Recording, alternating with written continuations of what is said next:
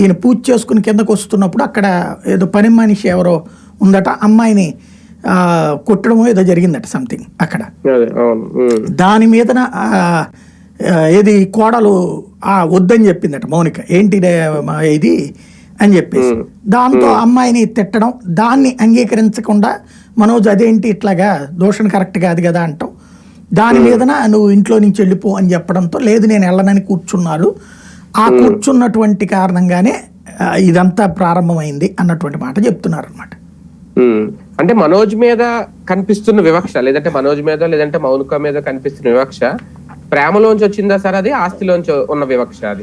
అది ఇప్పుడు తండ్రిగా ఉన్నటువంటి ఆయన ఈయనకి కూడా చిరకు కొంత డబ్బులు ఇచ్చి ఇతను దుర్వినియోగం చేసుకున్నాడు అనుకోండి, ఖర్చు పెట్టేసుకున్నాడు, దుర్వ్యసనాలకు లోనయ్యాడు కాబట్టి చెడ్డాడు అంటే ఒక అర్థం ఉంది. ఇతనికైతే ఏ వ్యాపారం ఇవ్వలేదు కదా, ఇది ఈయన సొంతంగా పెట్టుకున్నది ఫసక్ది క్యాంటీన్ అంతే. అది కూడా లేకుండా చేశారు కదా బేసిక్ గా. అదే అంటున్నాను.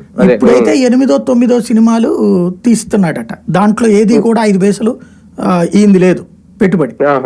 అతన్ని నమ్మి ఉన్నటువంటిదే కొన్ని చోట్ల క్యారెక్టర్లు ఇవ్వటం కానీ అట్లాంటివి జరిగింది. ఏదో వచ్చే నెల ఏదో నారా రోహిత్ తో సినిమా అట్లాంటివి కూడా వస్తున్నాయట.